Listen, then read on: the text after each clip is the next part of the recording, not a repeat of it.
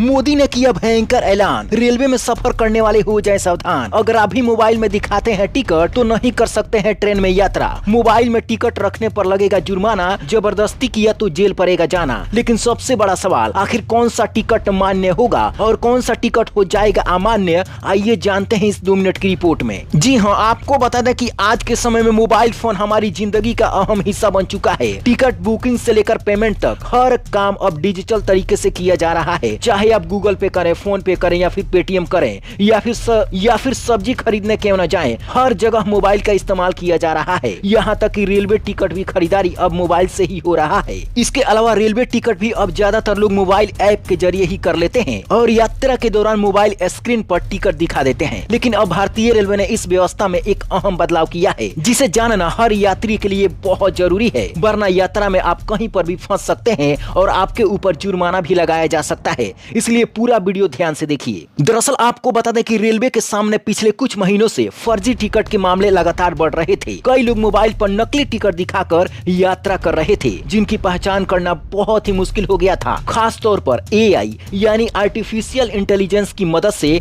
बनाए गए फर्जी टिकट रेलवे के लिए बड़ी चुनौती बन गए थे। टीटी को भी समझ में नहीं आ रहा था कि टिकट असली है या फिर नकली है। इसी वजह से रेलवे को लगा कि अगर नियमों को सख्त नहीं किया गया तो धोखाधड़ी और भी बढ़ सकती है। यहाँ पर सबसे पहले समझिए, रेलवे का टिकट 3 जगह से निकाले जाते हैं। पहला, यूटीएस ऐप यानी भारतीय रेलवे का यह आधिकारिक ऐप है। इस ऐप के जरिए भी आप टिकट बुक कर सकते हैं, लेकिन इस टिकट को भी आप अपने मोबाइल में दिखाते हैं तो उसको अब माना नहीं जाएगा। इसके अलावा रेलवे प्लेटफॉर्म पर कई सारे मशीन भी लगाए जाते हैं। उस मशीन से भी अगर आप टिकट निकालते हैं वो भी अमान्य माना जाएगा। इसके अलावा रेलवे काउंटर से भी अगर आप कोई भी टिकट लेते हैं और सिर्फ मोबाइल पर फोटो खींचकर दिखाते हैं तो उसे अब माना नहीं जाएगा। मतलब जो भी टिकट आप ऑनलाइन निकालेंगे या फिर काउंटर से भी निकालेंगे और उसका फोटो दिखाएंगे तो उस पर आप यात्रा नहीं कर सकते हैं। अब सबसे बड़ा सवाल यह है कि आखिर कौन सा टिकट दिखाएंगे तो आप रेलवे में सफर कर सकते हैं। तो इसके लिए आपको सावधान रहना पड़ेगा। रेलवे ने साफ कह दिया है कि ऐसे मामलों में यात्रियों को टिकट की छपी हुई कॉपी यानी हार्ड कॉपी साथ रखना जरूरी है, ताकि टिकट की सही तरीके से जांच की जा सके। यह नियम मुख्य रूप से अनारक्षित टिकट पर यात्रा करने वाले यात्रियों पर लागू किया गया है, यानी जो लोग जनरल डिब्बे में यात्रा करते हैं उनकी मुसीबत आ गई है। अब चलिए जानते हैं कि कौन से लोग मोबाइल पर टिकट दिखाकर रेलवे में सफर कर सकते हैं। तो आपको बता दें कि जो यात्री आईआरसीटीसी से रिजर्व टिकट बुक करते हैं उनके लिए फिलहाल मोबाइल पर टिकट दिखाना मान्य रहेगा। चाहे आप स्लीपर का टिकट बुक करते हैं, सेकंड एसी का करते हैं, थर्ड एसी का करते हैं या फिर एसी फर्स्ट क्लास का बुक करते हैं, तो आप मोबाइल में ही टिकट रख सकते हैं, उसका फोटो भी दिखा सकते हैं और रेलवे में आसानी से सफर कर सकते हैं। अनारक्षित जो टिकट होता है